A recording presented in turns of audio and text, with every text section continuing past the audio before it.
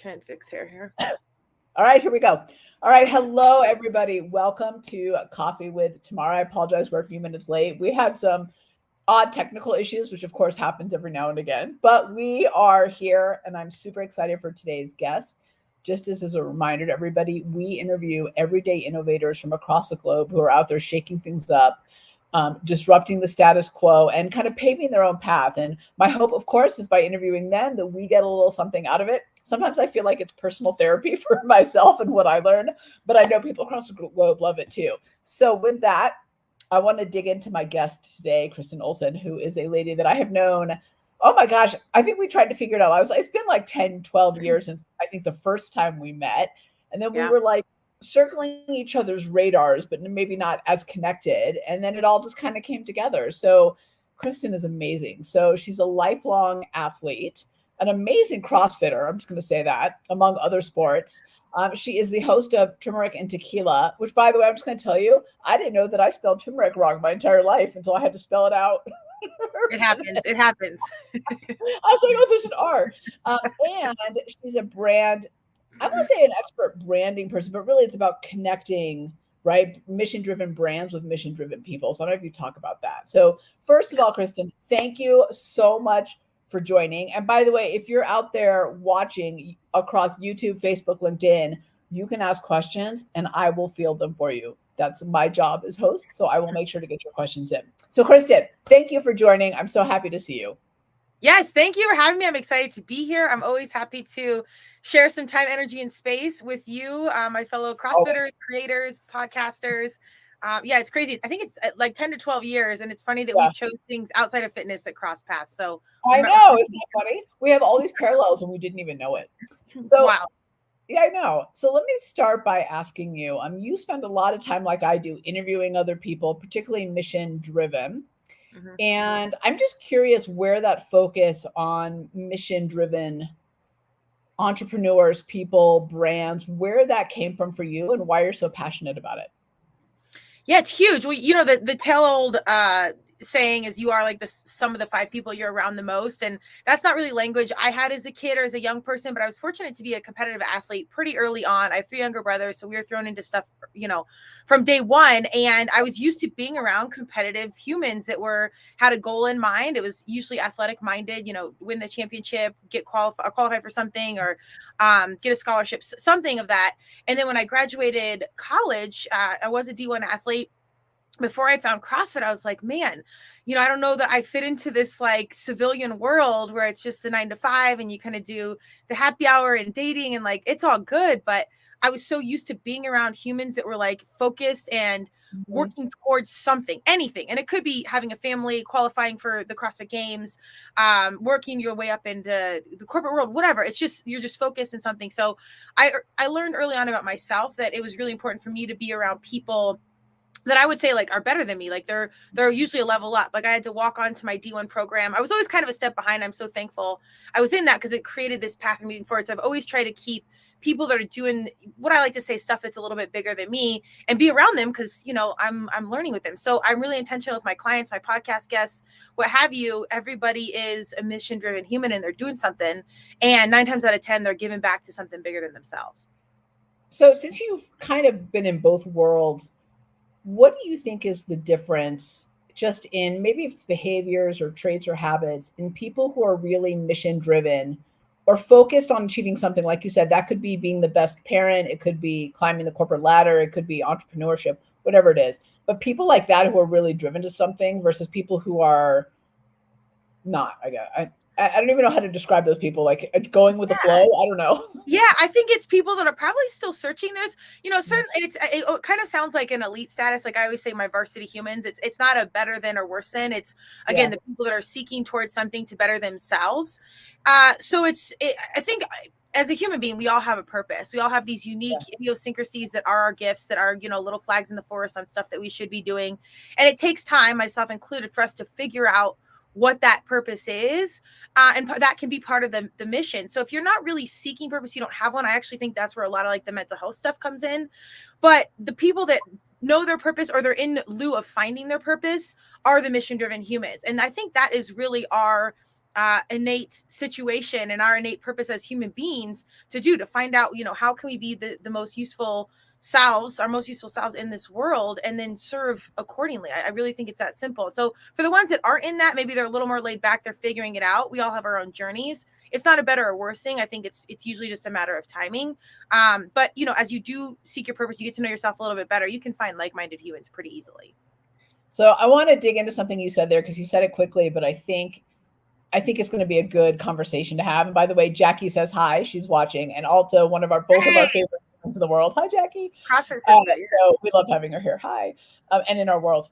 So you said flags in the forest, and kind of my ears perked up a little bit on that, because I know that I've really gone a lot of very circuitous path to figure out those flags. And sometimes now upon reflection, I feel like those flags were there sometimes and I ignored them, or I didn't see them. I wasn't in the space to see them. And sometimes I had to work really hard to clear the static, in the fog in the forest to see the flags that were there. And I would just love to get your perspective on, how do you figure out the flags versus the static and the noise? And then how do you get clarity around those flags? Because I do think those flags are what I think once you get clarity, it's very easy to kind of have a purpose of some kind. I think that lack of clarity is what holds a lot of us back. It's noise, static. Well, it's funny you mention this, because this has been a big focus for me in 2024. Because as you know, we're doers, we're creators, like we're going to fix it, we're going to solve it, we're going to train harder, and it's a sloop, and it's really about being still, probably my worst skill set, but getting better as I get older, mostly because I'm tired.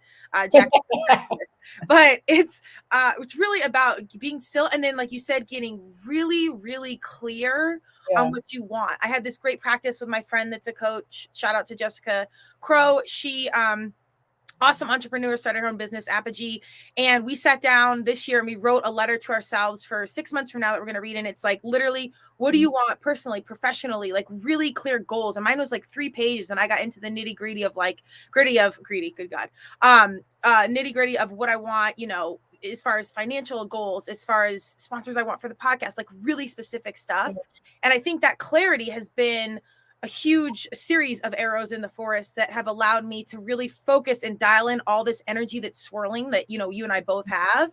And it's kind of like harnessing it and then putting it in a direction. Specifically about the arrows, though, I think the importance of getting still is knowing what you want, clarity, but sometimes you're not even in a space to know what you want. And that was me for a long time, and still sometimes now, because you start to learn all the things you don't want as you get older. You see stuff and it kind of creates fears, and that can navigate you in a certain direction. But the arrows in the forest, and this just kind of came out of nowhere on a podcast like years ago, but it was when I started to start my self-reflection process probably around like early 30s. I was like, dang, there were signs all along that I should have been doing this or this. And those are the things that I think are the arrows or the flags in the forest, however you call them, are the most important, where it's where you take even a 5-minute pause and you reflect on like years and be like, oh man, this, I loved getting on the mic, 20 years ago, or recording on a tape before podcasting was a thing. Like there was all this stuff. So long-winded point, I think it's take a moment, get clear what you want, but reflect on the past few years, 5-10 years, and see what patterns there are on what kind of makes sense, and let those patterns help dictate how you move forward. Because usually the path, like the stars are already lining up. We just got to see it. Yeah, it's the same part that I think is the challenge. And the other thing that what you're saying reminds me of is, and I know I've experienced this, is sometimes I will do something and I'll get a hint of success. And by success, I mean, we'll take podcasts, right? So I started doing this live. This is totally new, doing it this way for us, but I really wanted to do it differently. I wanted people to be able to ask questions. I wanted it to be more like a show versus like just going into a studio, which nothing wrong, but that's not what I wanted. And I tried this a while back and then didn't keep up with it. But what's funny about it is it felt really good. The process was really good. The numbers were really good. And yet I was like, and now I need to change it up. Yeah. And there's like this constant need to edit and evolve and I'm all about innovation. And I think innovation and thinking differently and doing it differently is very, very important. But I also think you have to balance that with, hey, you found something that works. How about like continuing on that path and making tweaks as you go, but not shifting gears. So all that is long-winded to say that I found that sometimes I'd find the flags and I'd like do something, I'd get success to only kind of self-sabotage myself, I guess. I don't know how else to say it. Well, I think when you're good at doing hard things, you suffer in CrossFit, you're an entrepreneur, you do hard stuff, you think for it to be normal on the daily, it has to be hard. So you make it hard. And this flow and this peaceful state is foreign to a lot of us because we're not really used to it not being difficult. And it's like there's less satisfaction when it's not really, really hard. It's like you think something's healthier because it tastes absolutely disgusting, where actually it can be good for you and taste good. So it's like we have to, graceful disruption, we talk about, changing the world, but so much of graceful disruption is changing our own narrative and our voice within of like, this is how it has to be. Cause we're the ones setting ourselves up for following these wrong arrows. Like it starts right here. So, it doesn't have to be hard all the time. So I don't know. I can't remember if I've shared this with you before or not, but I did it was like a manifestation 6-week program kind of thing once. Right. And the first thing you were supposed to do was pick something that you're going to see in the next 24 hours that you wouldn't normally see. So not your coffee mug, but like maybe a turtle, roses, something that's not in your day-to-day world. So I picked something so hard because I was like, I'm going to prove that this doesn't work, right? I was feeling all high and mighty about it. So I picked peacocks. And and I took the dog for some walks. I did some things and I did not see any peacocks, right? And I was like feeling so like, see, this is BS. And then in the follow-up video in this program, the woman said, now I bet some of you picked something that you were sure not to see. Yep. Or that you chose to ignore because you think things have to be difficult. So therefore you decided to make it difficult. And Kristen, it blew my mind because I realized, to your point about we think it has to be hard when really it should flow, right? Once we figure it out, it's not that you're not going to work, but it should flow. But that lesson for me was so powerful. And then I was like, okay, I'm going to pick peacocks again, but with a different mindset. And sure enough, somebody had a statue in their yard right down the street. I love it. Well, a lot of it is, and I'd be curious to know if you've done like work with like masculine, feminine energy. It's not about gender. It's just about, doing masculine, feminine, letting it come to you and all that stuff. I've really tried to pull back again, being a doer, being tapped out, saving energy for workouts, getting clear on what you want, manifesting it or whatever you call it. I know some people are a little bit weird about the woo, but energy can't be created or destroyed. So it's all science at the end of the day, whole other podcast, but it's about doing less and just focusing on what you want more and letting it come in. Is that something, are you good at that? Like, I know it's always a practice. Am I good at which part? The manifesting, like letting it come. Are you like the doer that's going to go get it? No. So I tend to be a white knuckler and I'm working really hard on not, because what I found is that when I'm more open to receiving, things come. Yeah. And I know that, and I've experienced it, but my default is like, I must go. But I heard someone say this the other day. I don't want to hustle. What did he say? I don't want to hustle and grind. I want to ebb and flow. Yeah. And I thought that was a beautiful, because he's like, you can ebb and flow and still have purpose, but let things come to you. So no, I suck at it. I was getting like a skin treatment or facial or something, and I get the weirdest messages at the weirdest times. Yeah, and the practitioner was working on me. She's like, you're just something to this. And again, we're out here. We're open-minded to all things, but she's like, you're queen of the universe. You just got to let it come in. If you want $1 billion, whatever it is, it's coming. You just have to be still, be the feminine queen you are, and let it all come to you. And I was like, oh my God, like, how's the facial going? Like, what's happening? So I think kind of like to the arrows, to bring it all full circle, these points is, messages are usually hitting us pretty hard. It's just a matter of us listening, and the peacock can show up. The message can come from the esthetician. Like, it's all around us. It really is just a matter of listening and then really trying to do the practice. That's why I think sometimes we need to, I know in my experience, when I'm really going after stuff, because I have really big goals that I want to achieve. And I'm not ashamed about them. I'm very, very clear about them. But what I'm trying to work on is receiving the messages and the success that comes to you when you get the clarity. And I've learned if I not ease off in the sense that I'm lazy, but just relax into things a little bit, more things come. But that's a real challenge. I'm a type A person who grew up in the 80s and 90s in corporate America. Like I wear my red 3-piece Ann Taylor suits, and like I march into the conference room with my suitcase and briefcase, and like that's how I grew up. So I have to really work on the other side. Letting it be. Yeah. I mean, it's a concept. Like you said, we weren't conditioned that way to to kind of sit back, relax, and believe, but it's real. How do you know then, Kristen, when you are maybe white knuckling it versus in a place of receiving? Because I think sometimes it's a default we don't even know we're getting into. Well, I wear 2 trackers, so that's one thing, and I'm not even a data person. Again, Jackie knows this. So we were trying to do the master's thing a couple years ago, so I was trying to dial in all details. Yeah. I'm very much more intuitive than data driven, even in my business, which clients don't always love, but we do what we do. Because once you get to know yourself, you can really like read and understand stuff. Most of my thing is I really do just get so tired. I'm just tapped out, or, I start to get sick, or I just get burned. I just don't want to do stuff I normally enjoy.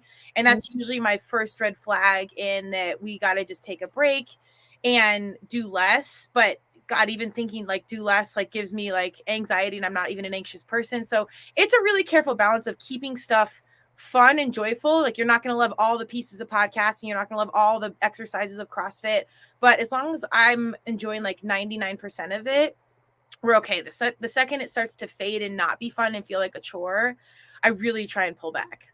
Yeah. And I think that's where purpose comes in too. Like, just to be super tactical, my story, I love this part of the podcasting. I don't love writing the description after. Totally. And it's best if I do it because I was here for the conversation, I found. Yep. Maybe it takes 15, 20 minutes, but I don't, it's annoying at that point. Yeah. Like, I don't want to do that. I already did the conversation. I don't want to do that part.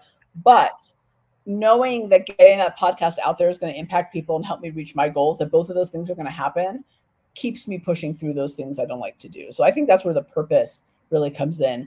I want to make sure we talk about graceful disruption and what that means. Because I think first time I heard you talk about that and that you're real focus on that, I was really intrigued because I think there's this narrative out there that like either you are status quo or you're like breaking a wall with a hammer. And so I love those two things together. I'd never heard them before. So will you talk about what graceful disruption means and what that looks like? Yeah, it's kind of been a crazy journey. And as you were speaking, I wanted to throw this even back to you, but I'll answer your question. As a kid, I had like these deep intuitions, like always, even when I was at, I was a walk-on at a D1 university. We were a top 20 team, like my freshman year, blah, blah, blah. And it didn't go the way I wanted. I tore my ACL, whatever. I was a captain, but I always thought I could be a better athlete than I was. But in my mind, I was like, man, this isn't your stage. Like I had this deep intuition of like, this isn't your time. Like you're saying, and I hated that. I fought it. I was like, no, I'm an athlete. Like literally like really intense internal battle. But of course, we didn't have the language for this. Like it was just like there.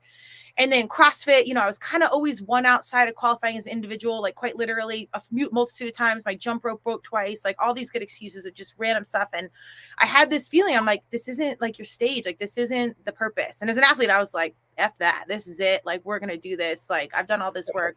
I know I'm good enough, whatever. So, after I started my company and CrossFit and like fitness had kind of dimmed down, I was sitting there one day and I just kind of had this thing come through, as I was working with influencers. I'm like, this just doesn't all feel transparent and real. Like something's just not here. And I just wrote down, I'm here to inspire positive, radical social evolution. And I'm like, what does that mean? How do I explain that?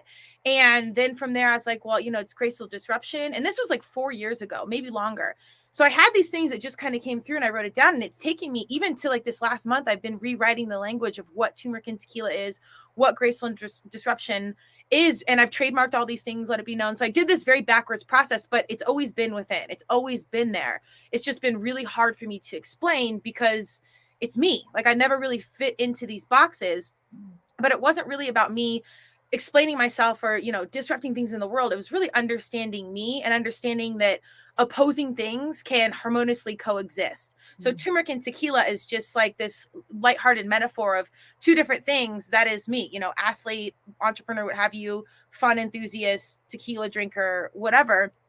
And it's about me accepting those things and not having to explain to the world, well, this doesn't make sense. Well, yes, it does. So graceful disruption is about disrupting all this status quo, this narrative, these conditioning situations that we grow up in, and starting to just be like, just gracefully disrupt yourself and your own narrative so you can, have mental and physical health. But then in turn, once you get in alignment, now we can actually get to our purpose and positively impact this world. So what advice do you have for people who are listening? Because I can imagine people listening to this, whether it's live or later, and thinking, oh my gosh, I want that. Like, I don't want to fit in that box anymore. And I don't know what my box is or what isn't my box. Yeah. So what advice do you have for people who are thinking, well, I want to start this journey now of being who I am and not in the box that I've been in? Yeah. How did they get started? Number one, just give yourself some grace. At 43, I'm absolutely still figuring out. I told you I'm rewriting the language of something I've innately known since I was, probably 8 or 9. I could have conscious thought on, being pulled in a direction, if that makes sense. So it's always been there, but it's taken me a long time to figure out, and I'll continue to figure out. And I think it will shape shift as we move on to the next situation.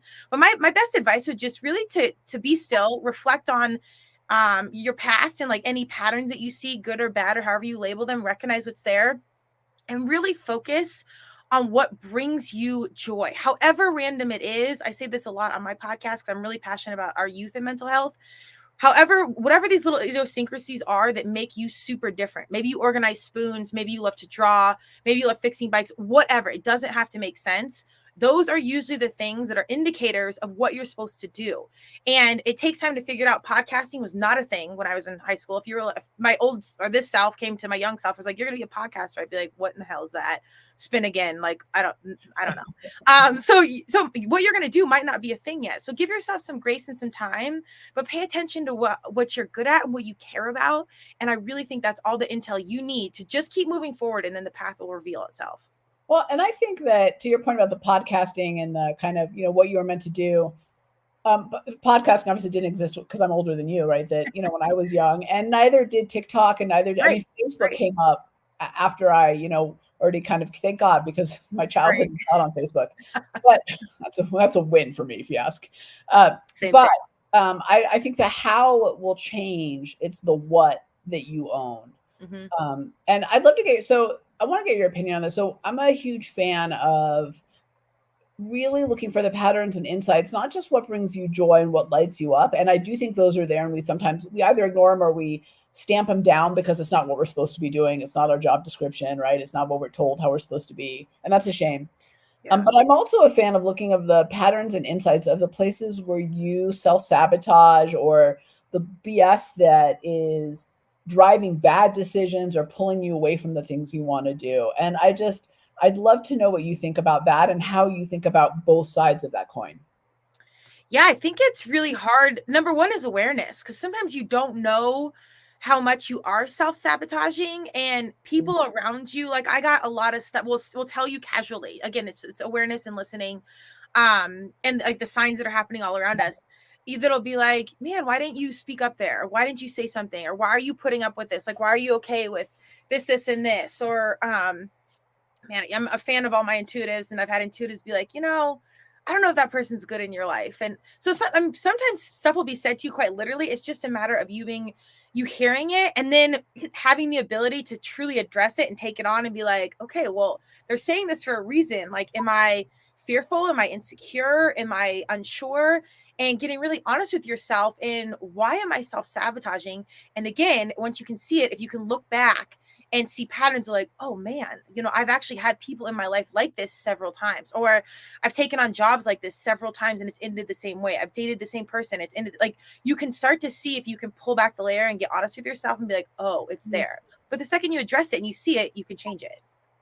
Right. And I don't think you can change it until you see it. I oftentimes, like, if I'm in a situation that I don't like, or something's been said to me that I don't like, or I've done something I don't like, frankly, half the time it's because something I did, then I'll stop and ask myself, like, well, when did I do that before? Because there's no way it's just happening once. Right.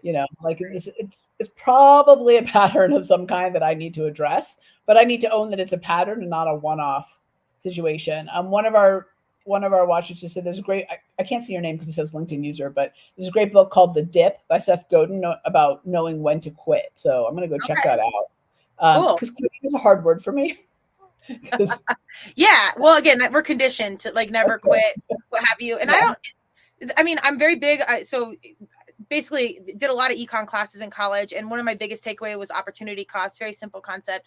You only have time and space for the task at hand. So if you're taking on the opportunity to do one thing, you're giving up the opportunity to do something else. So label it quit, moving on, what have you. You got to understand where the energy is going, and it's a finite resource. So you got to be mindful of where it's spent. So on that, let me ask you about opportunity cost in life, because I'm 100% I agree with you on that. I think everything you do means you're not going to do something else. Right. And I think the trap we get into is this: we're spending 20% of our energy on everything versus 100% or even 80% would be great, right? On like the things that really matter. Yeah. How do you assess opportunity cost in life for you? Man, this is hard because you do have responsibilities. You need to pay bills. You got to get stuff done.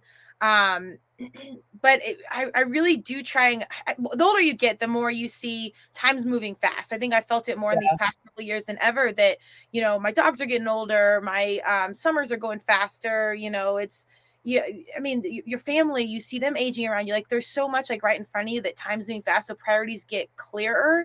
So I really try and slow down and just be present in the moment and understand that there's stuff that I have to do that maybe I don't want to do or what have you, but really being intentional and again, clear on what I want. So if it's not the way I want right now, I'm at least very intentionally working towards what that you ebb and flow that I do want.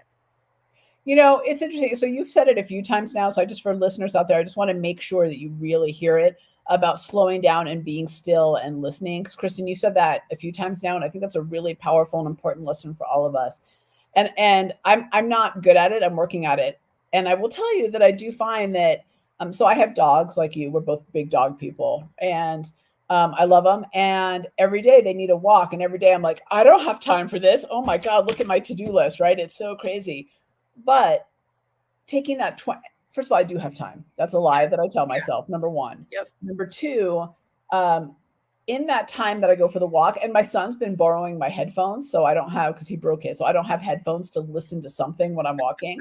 And it's been a real gift Yeah. because it's forced me to just stop for, even if it's just 20 minutes. And I think that stillness has actually helped me be more productive, more innovative, more present in all my other time. And I talk about this a lot with mental energy and mental residue that we carry around. But then sometimes I need that lesson myself. But I think, to your point about stillness, finding just a little bit of it in your day, it doesn't have to be a big, I'm going to the mountains for 3 days and never talking to anyone. Just go around the block. I think even that can change your mental game.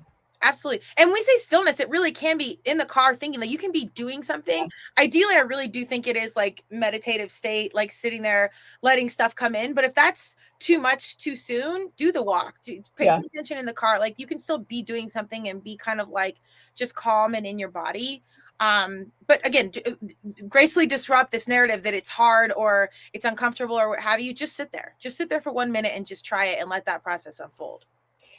This is why I just love your whole thing around graceful disruption, because I think what holds a lot of us back, what I've seen, because a lot of my work is about getting people to be everyday innovators in their life, because we can all be it if we choose to. Yeah. But what I see, what holds them back is this thinking that it has to be this really big uphill battle, this push. You're breaking down walls, and ultimately, I think the best disruption are the graceful ones where maybe you just chisel away at the wall or take out a brick, or you know what? Maybe you just go around it and ignore the wall, or you just do it a different way. There's so many times where that graceful side of it is ignored when that's really what would push someone forward.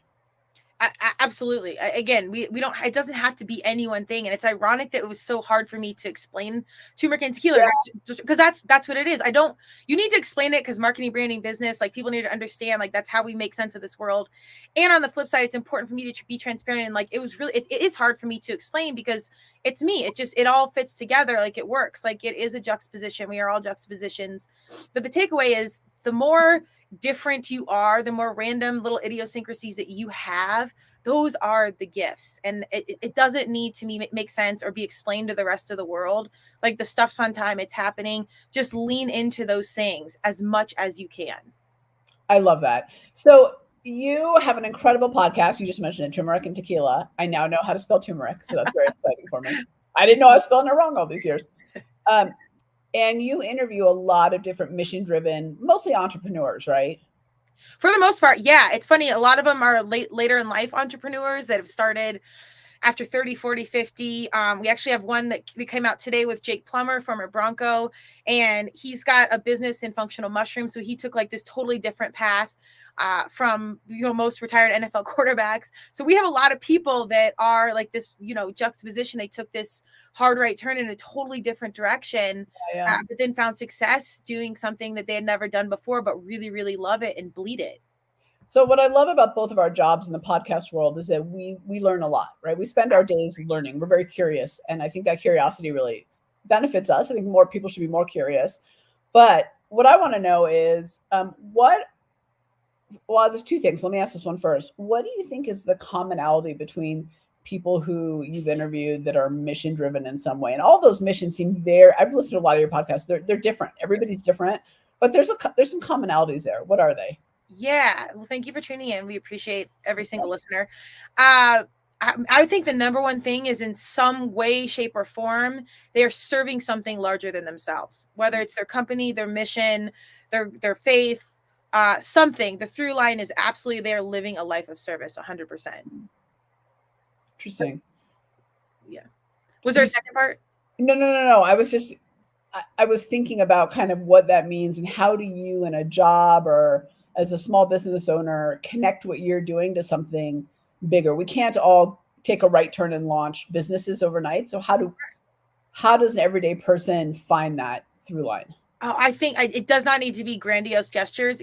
The tiniest things, paying a compliment at the grocery store. I love your shoes. Like little stuff can change the trajectory of somebody's day so intensely, and you never know what people are going through. So sometimes, again, larger orders bigger than you. So some may be coming through. You might feel compelled to give a compliment, and that might change that person's day more than you even know. I mean, you don't know what they were going home to do or what kind of space they're in, but it can be the smallest of things.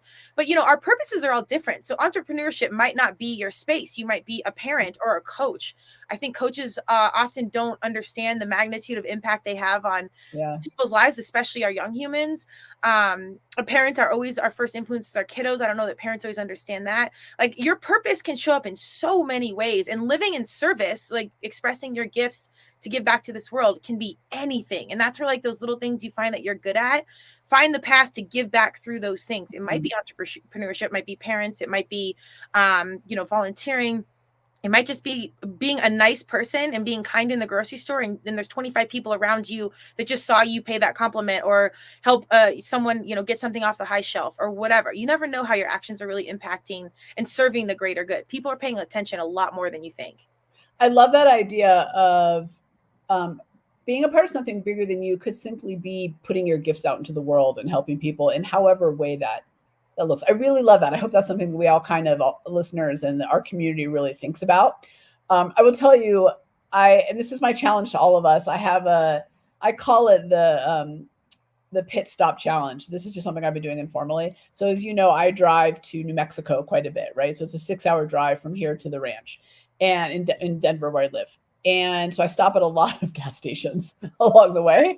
And so what I do when I go up to pay, like every time I get gas, I always get a snack or an energy drink or something.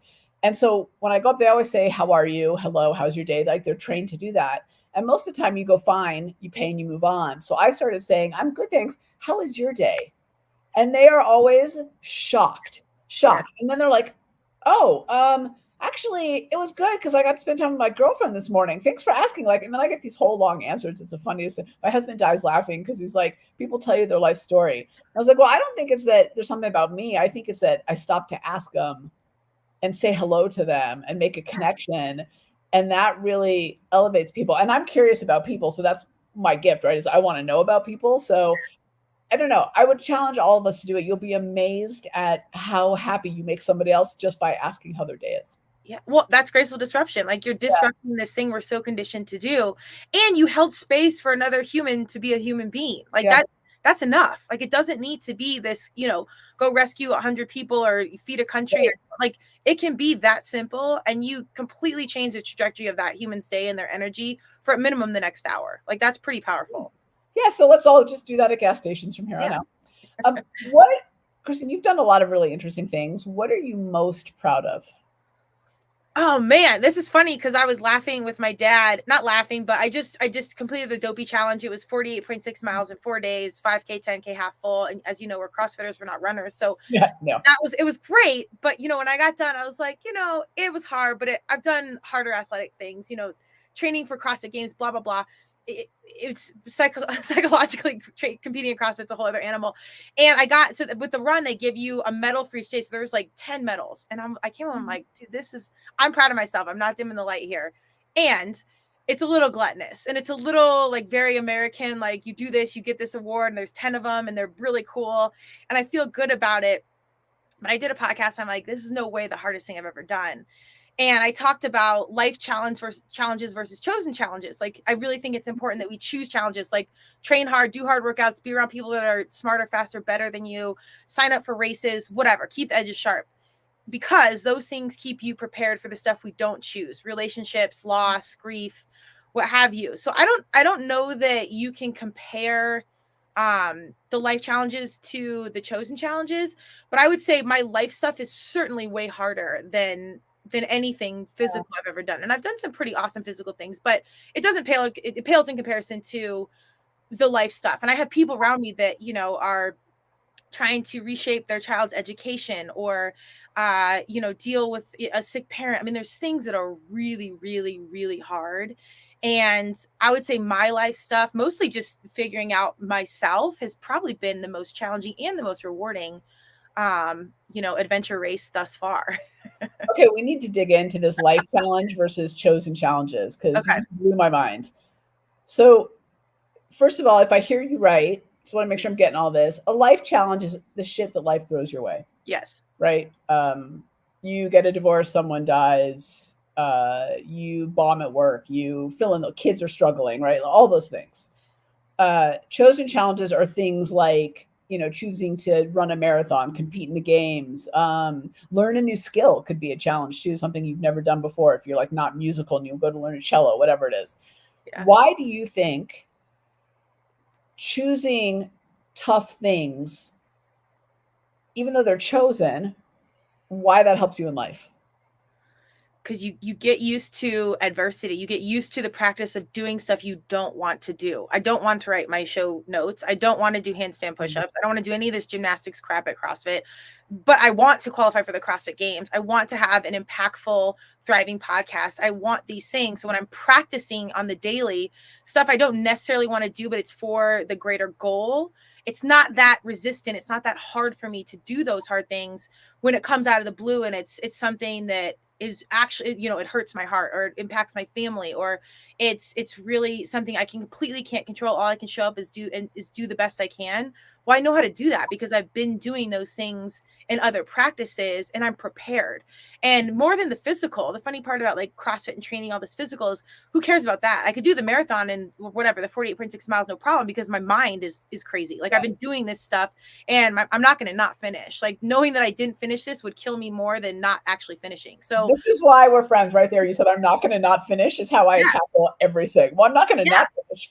It's, and again, there's an art to saying when enough's enough, but when you have that mental training and you're clear in it, you don't even let the possibility of it not working out or it not happening seep in. And the more you can practice it, the easier it gets, and you can just show up, I feel like, that much stronger on both challenges. So, oh my gosh, Kristen, we could have a whole nother hour on this chosen challenges into life challenges, because I think it is so powerful. And I really want people to hear this and think about where they can add chosen challenges in their life. So I know that sounds horrible because it's like, where can you suffer a little bit? Where can you push yourself? Where can you meet resistance?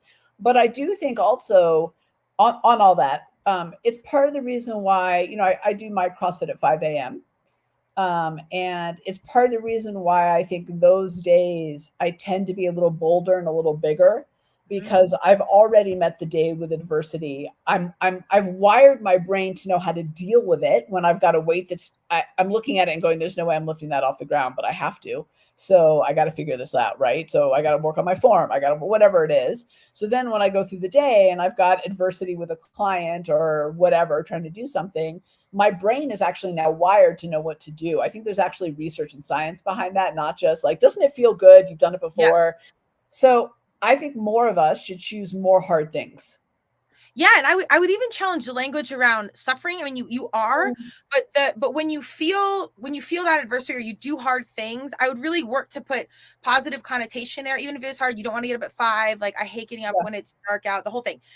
And then when I am in a situation like doing this marathon, whenever, I know in my back pocket, I've got the mental. And there's nothing that feels better than knowing you're prepared and knowing that you have this tool in your tool set. This, knowing that thought will get me up in the morning, will help me write the stupid podcast notes that I don't want to do. Like, it will help me, because when you feel that moment of preparedness, you've heard stay ready so you don't have to get ready. When you know you have that, you're a level up from everybody else. And it's sometimes not about being the best. It might be a matter of survival. Like, we're in a crazy world in 2024, and I'm an optimist, but you really do need to stay ready. And so if you've got that in your back pocket, and you've done hard shit to where if duty calls or something, it's your time to do something big and you're ready, that satisfaction, the thought of that satisfaction, will keep you warmed and ready to do hard things. And it won't be about suffering. It'll just be about being ready for that big opportunity. So one of my favorite people to stalk is Gary Brecka. Okay. And do you know him? Yeah. Gary, if you're listening, you need to be on the show. Both of our shows, actually. And he's fantastic. I love it. He just pushed against the system, and I love it. And I think that he said, I might botch this a little bit, but he said, aging is the aggressive pursuit of comfort.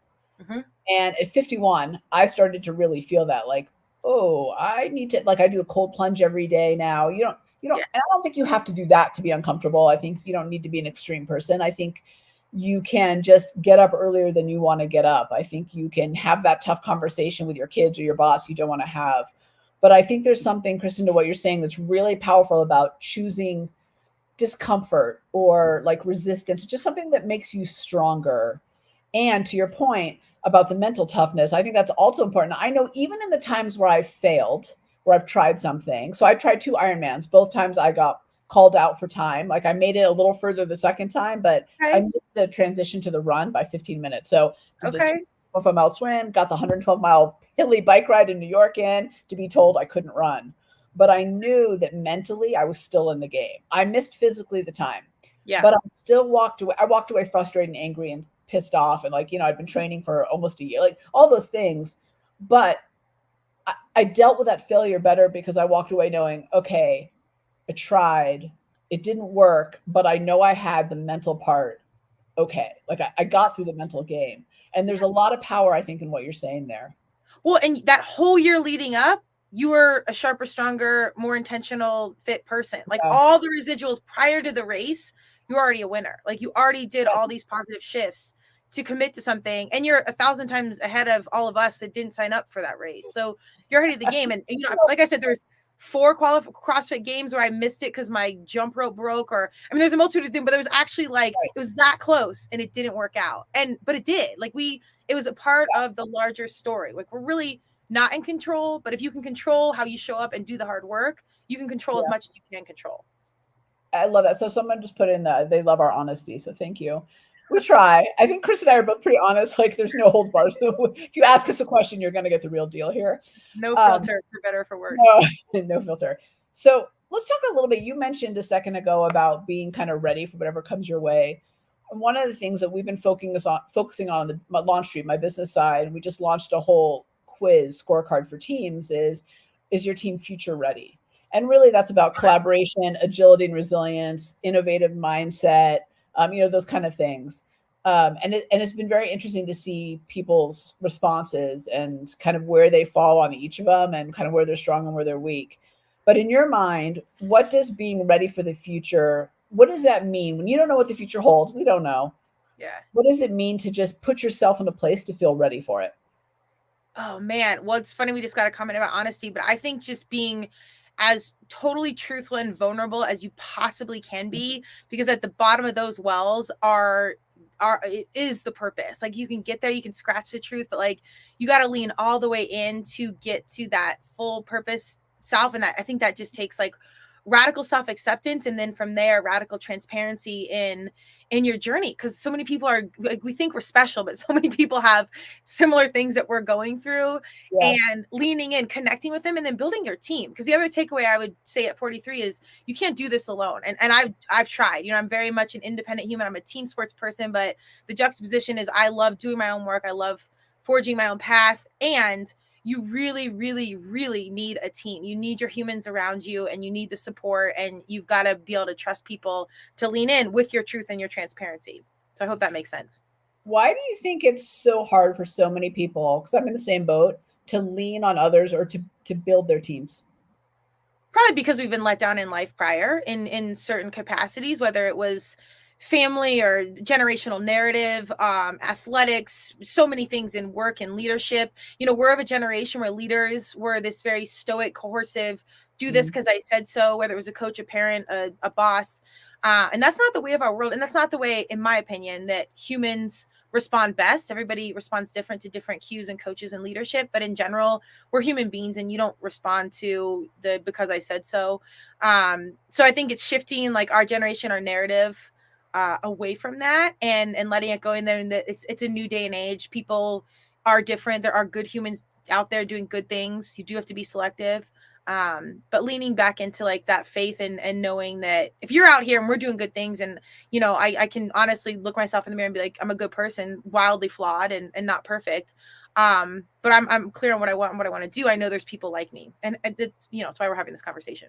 One of the things that you said just made me realize too that I think we were all created with a different gift. So my gift and your gift, well, you and I have a lot of overlap. Our gifts are not actually the same. It's why collaboration for us is so great, because we both bring different pieces of the puzzle together. And I think it is, number one, egotistical of any of us to think we can do it all, because we can't. And it's okay that we can't. To your point about how we were raised with like, I'm every woman. I bring home the bacon. I fried up the pan. And anybody remember that song? Am I totally dating myself? But we're raised to think that. But it's really egotistical. It's a little bit selfish, because you're not allowing other people to use their gifts, I think.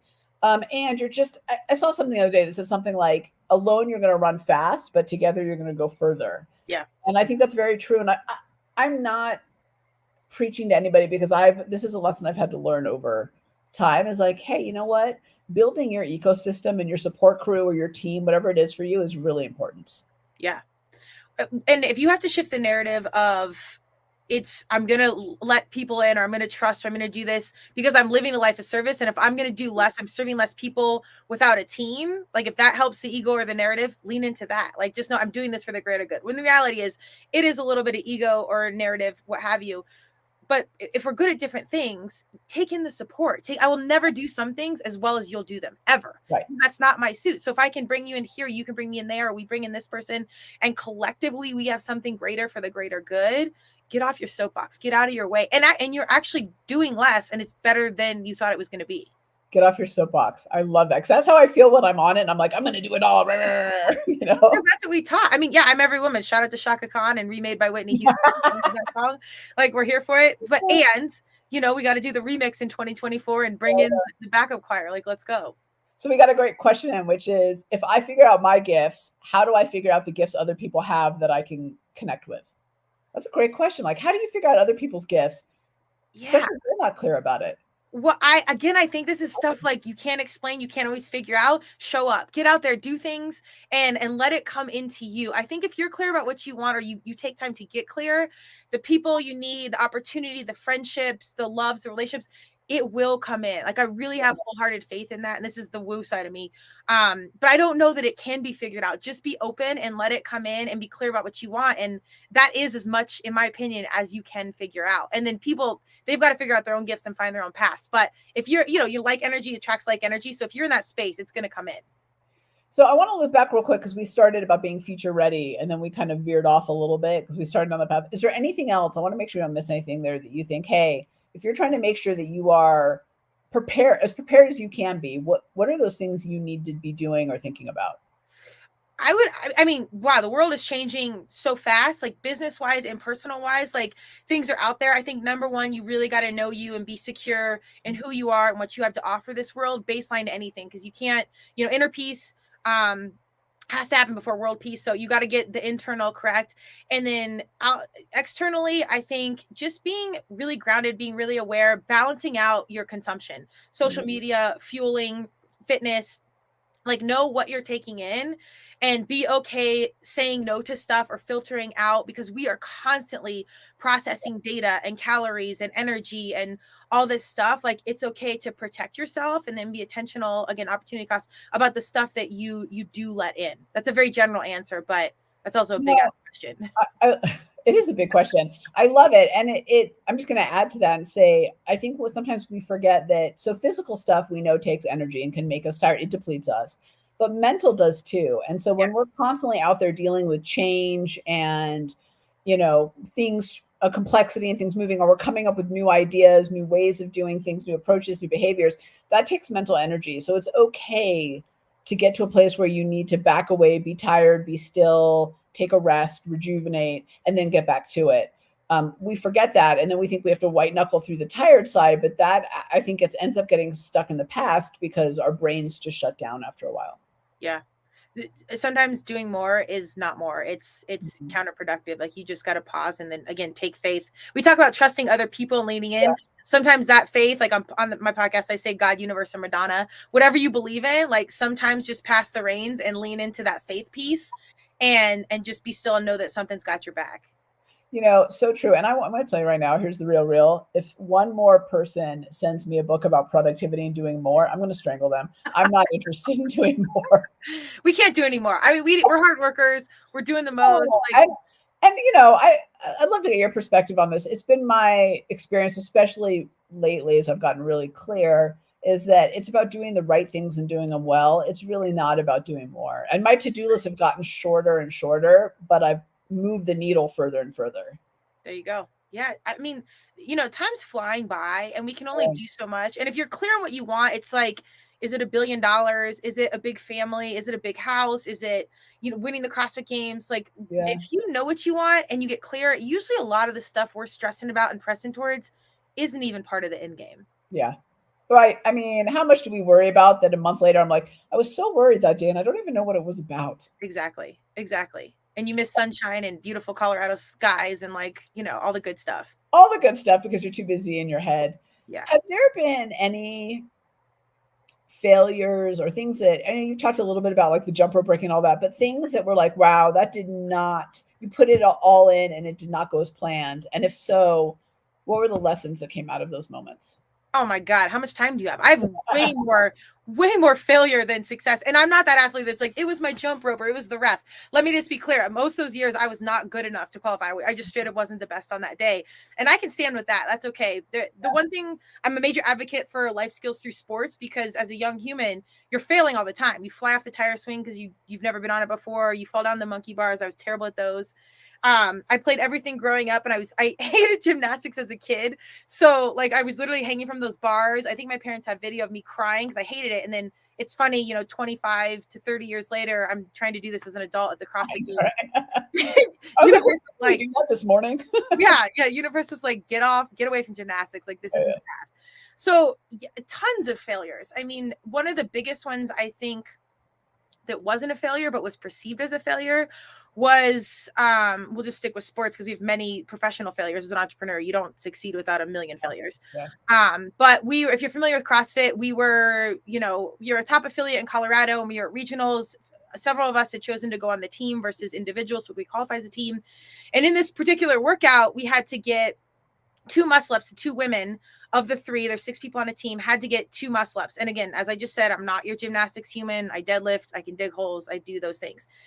However, the rings were a certain height. CrossFit has their funny things. So I was chosen of, one of the 2 females that needed to do muscle ups. Long story short, I was the only one that had a second workout that day as well. So I was pretty smoked going in. We had about 2 minutes to get them. Our first girl goes. She's a former collegiate gymnast, crushes them out. I go, I get 1. And the clock is ticking. There's 5 people behind me waiting. They can't even move on until I get this second muscle up.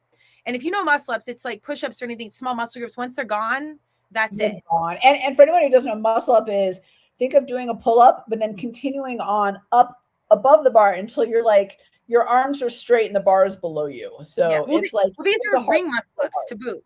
So we were on the rings. So no like stability. Yeah, it's just a thing. So long story short, I in the last literally 5, 4, 3, 2, 1, or might have been the last 10 seconds, I somehow squeezed out this second muscle up, and the audience is 5 feet from you. So the takeaway here is we got through it. We obviously didn't win that workout, but we were, if I didn't get that, we would have been disqualified in the entire season training. The whole gym would not have qualified. So the how that shook out is I was eventually taken off the team and was not allowed or was not invited essentially to compete with the team at the CrossFit Games, even though we qualified in second. And I actually, well, I mean, there's a multitude of things here that, you know, we challenged ego and leadership and a few things, but the point is not any of like the business, whatever. I wasn't invited. So I was taken off the team. It was devastating. That I considered a failure. But in retrospect, years later, I look back and I was like, in actuality, that was my finest or one of my finest athletic moments where I had the mental capacity to have an audience 5 feet from me, a team behind me, 10 seconds in doing a movement I'm not good at. And we executed. I didn't lose my shit. I didn't mentally freak out. We executed the task at hand. Who cares about all the rest? I mean, we could have a whole podcast on if it was right or wrong or whatever. It doesn't matter. It's that in that moment when opportunity called, and all hell was breaking loose and pressure was on, I executed. So this perceived failure years later was actually a defined success for me. And there's no accolades, there's no awards. In fact, it was quite embarrassing because, you know, we're a top CrossFitter, now we're off the team. People don't understand what's going on. There's all this drama, whatever. But years later, I knew who I was and no one around me could understand it, but I had the security and the faith to be like, I know who I am, I know what I did, and that's enough. And that success has rung and stuck with me in my hardest moments when I'm alone by myself, you know, doing a podcast or training for a marathon or going to pitch this really hard deal. I'm in it with me, and that's kind of it. But I know I've done really, really hard stuff and executed when it was almost impossible. You know, there's a couple of things about what you're saying that I think are really important. So one is, I think in hindsight, a lot of failures or lessons or a good pivot in the road that we don't see it at the time. And I think it's okay to not see it right away at the time. I don't think we should come out of every failure like, well, I'm so glad that happened. Like, I think that's hiding what we're really feeling. So I think sometimes you just got to sit in the poop and like, you know, deal with it a little bit. But the other thing you said in there that I think is so important, and I know is a real challenge, I just think for humans, is when you know that it was the right thing, or you know that, hey, I performed under pressure, it's okay. This is what I heard you say, is it's okay if the people around you don't know it as long as you know it. And I think that external validation is hard to let go of. Don't you think? Absolutely. This was 10 years ago, maybe longer. And I still think about that day. And when you feel it and you really, again, take the time, like you said, I was depressed. Like it really ripped my heart out because I cared a lot. And so, you know, if you can be that upset about something, you know, you really care, you're living. Like, that's good. You should care about something so much to where it rips your heart out if it doesn't work. And that's when the lessons, you know, stick the most, and you can reflect and be like, okay, you know, I get it now, and I understand, and I can adjust accordingly, but also I can keep it relevant enough to where it fuels the fire for the next thing. Because this world we're not passing out gold stars. We laugh about this at Bladium all the time, is you're going to do a million good, hard things that nobody sees. You'll never get accolades for. And you can know when you do it, and you can feel it, and that's enough. So so that was something that it took me a long time to figure out, of like, hey, it doesn't matter if other people recognize it or not. What matters is that you recognize it. But here's what I did. Let's see if I can show. I don't want to, like, it's going to be super loud. So I have a cowbell. Yes. And this is my PR bell. Okay. Right. So I'm not going to like totally cling it. So every time I do something that I feel is in alignment with me, or that like I'm proud of, it doesn't matter what anybody else thinks, I ring my little cowbell, my PR bell. I love it. You should. Again, we're not conditioned, I think, especially as women, to like, you know, gloat or be the most or whatever, but go with it. I think you absolutely should. It's just for me. I don't care if you hear it, right? I don't care if nobody hears it. In fact, 99% of the time, nobody hears it. The only 1% of the time, it's my boys, because they happen to be in the house, right? So, and then they'll ask me what happened, I'll tell them, but I'm not, you know, it's just one of those things where I feel like, you know, we need to work on, other people just need to work on recognizing that validation, that confidence comes from the inside and not from the outside. And once we get okay with that, I think all that other stuff you're talking about becomes more natural. completely agree. And I think it's critical for you to take those moments of celebration, whether it's a bell or a pat on the back or an ice cream or whatever, that really acknowledges something great. Because I actually do think that builds brain waves and chemistry and a response that you can crave and lean into more, like the better practice you get it. I think it's huge. And I love that your young humans, your boys, get to see that, because I think that's impacting their behavior and their influence on them so positively. I know the other day I rang it, and my oldest is in college, so my youngest is still here. He's a sophomore in high school. And he came over to my office and he's like, "Did you make a sale?" Like, he knows something happened. Yes, Mom. I love it. I love it. It's so funny. It's so funny. All right, Kristen. So I can't believe we're out of time. Always amazing. What's one, given your graceful disruption and mission driven, what's one piece of advice you'd have for people listening who are thinking, I really want to get on that path for myself? Yeah. God, all I want to say is just grace. Like, really give. I mean, if you're people like us, you're probably your toughest critic. You're probably you set the highest markers. Like, internally what you're capable of, which is awesome. Mhm. And letting go of that control. Worry about all the stuff you can do. Sign up for hard challenges. Do hard stuff. Be open-minded. Be aware of your awareness and meditate. Whatever. And just keep that grace in your back pocket, because we don't control a lot. But if you keep showing up, you're a good person, you got a good heart, you're really trying to do the right thing, that's enough. So just keep the grace close, because it will unfold. And we don't control a lot. So you just got to hang in there and keep stepping forward. I love it. I'm going to keep it in my back pocket. Kristen, thank you so much for joining. Always a pleasure. Thank you for the questions and the comments that came in. I'm a big fan of, kind of goes to our whole conversation of collective wisdom. So I know I don't have all the answers. So I love it when our community pipes in with their insights and their ideas and questions, because I think we all have something valuable to give. So Kristen, thank you for giving today. Phenomenal as always. Yes. Thank you so much for having me. It was great to be here. I appreciate it.